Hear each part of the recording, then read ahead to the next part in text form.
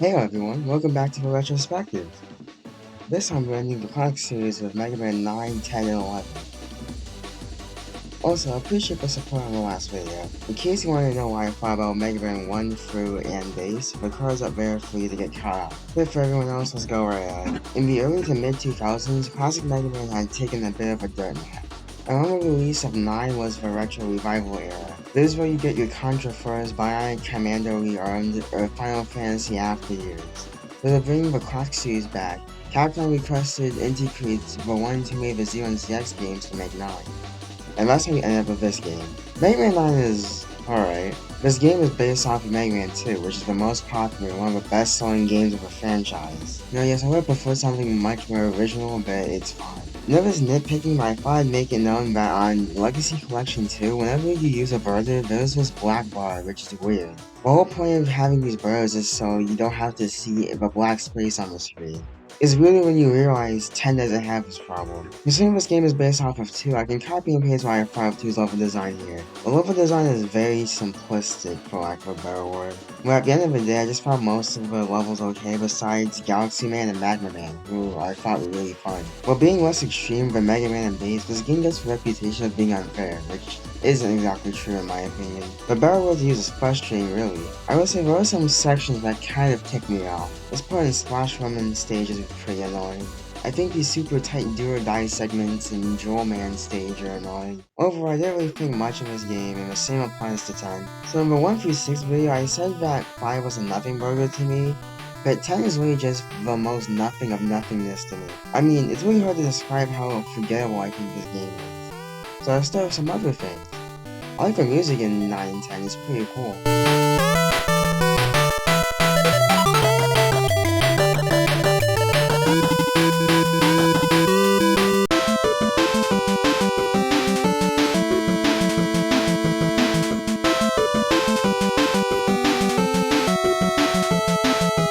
But the Robot Master is really unique. You've never gotten a Sheet Robot Master before. The story is cool, I guess. I really only appreciate the stories of these two games and how it ties into the X series. In 9, you fight a bunch of Robot Masters that almost have their expiration date passed. Every Robot Master is built with a purpose, and when they aren't needed anymore, they're powered down forever. In this game, you can't really blame him for working with Wily, considering he said that he'd make it so that we don't have any more expiration dates. Whether he's lying or not, I'm pretty sure most people would take that chance. Unfortunately, the story in 9 is way more interested in this idiot plot where Wily frames Dr. Light for making robots act crazy. Yes, you heard me right. Dr. Wily, the guy who uses attempted world domination, kidnapped a small child for blackmail and attempted murder. The worst part is this works and Wily gets off scot-free. So yeah, you beat out Wily the end. 10 has a pretty cool setup where a sickness called Robo-Enza is infecting robots, so Mega Man and Proto Man set out for a cure. The story even becomes more personal considering Roll gets infected. Then the game stops doing anything with this setup until the end of the game. The end of the game is once again just beating up Wily. I guess he does leave a bunch of cures for Robo-Enza, I guess. So that's different. Oh yeah, I guess we should talk about the gameplay of this video game, huh? Well, this game is just pretty much Mega Man 9 DLC. Which Mega Man 9 already felt like Mega Man 2 of the lost levels. As a result, this game basically feels like you're just going through the motions playing this game. It's why it's probably the hardest game to talk about so far, because this game barely adds anything besides Proto Man. I mean, seriously, think about really every other classic game, it's at least add something. 2 added 2 new Robot Masters, 3 added Russian Proto Man, 4 added the Charge Shot, 5 existed, 6 added different types of armors, 7 had a lot of collectibles, 8 had the 2-act structure, and Base added a whole new character who played differently. And heck, at least 9 was the first of its kind. But 10 just kinda feels like it's just here. So yeah, safe to say I was extremely bored playing this game, and legitimately wanted to go to sleep after I finished recording footage for it. Yeah, Base is cool and there's a hard mode, but me personally, I'm not playing this game for a long while. The worst part is that was the last bit of Mega Man content for years after this. Games were cancelled and series director Keiji Inafune left Capcom. Most that happened is the Blue Bomber was announced for Smash 4 and Keiji Inafune went on to create Mighty Number 9. Never played the game before, but I've heard it's not good.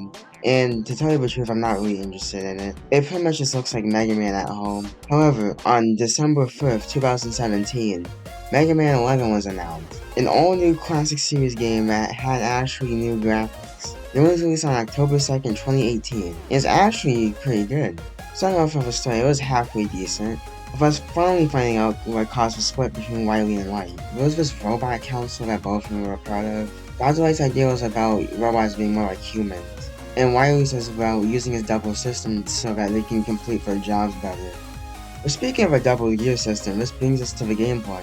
The gameplay is like the other 11 games. The new gimmick this time is the double gear system, which Light installs into Mega Man to combat Robot Masters who are also using it. There are two gears, the speed gear and the power gear.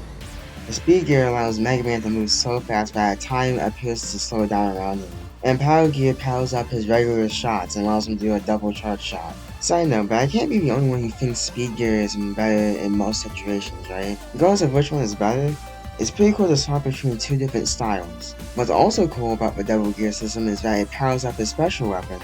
Speaking of the special weapons, those are probably some of the most fun of the series up to this point. A power driver can be used to easily fly over sections of levels, Acid Barrier can be used to neglect damage, and Scramble Thunder can be used to extend your airtime. It even changes his appearance and not just his color. You add Power Gear to the mix, and you can really start trivializing sections of these stages, like Power Driver going even farther, or Tundra Storm being more of a screen wipe.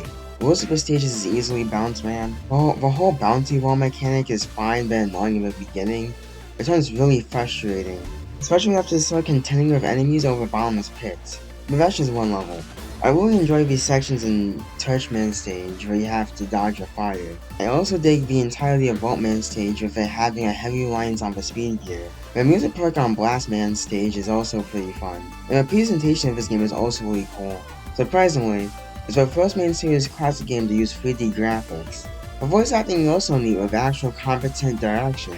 Even the castle stages are pretty cool. Besides the boss rush stage, each stage gives you something memorable. Stage 1 with platforming on gears, Stage 2 with you running away from whatever this is. Even the final boss is cool, with Wily pulling out all the stops to beat you for good. So yeah, this game was pretty cool. Not the best, but a really fun game. That's at least better than the other two.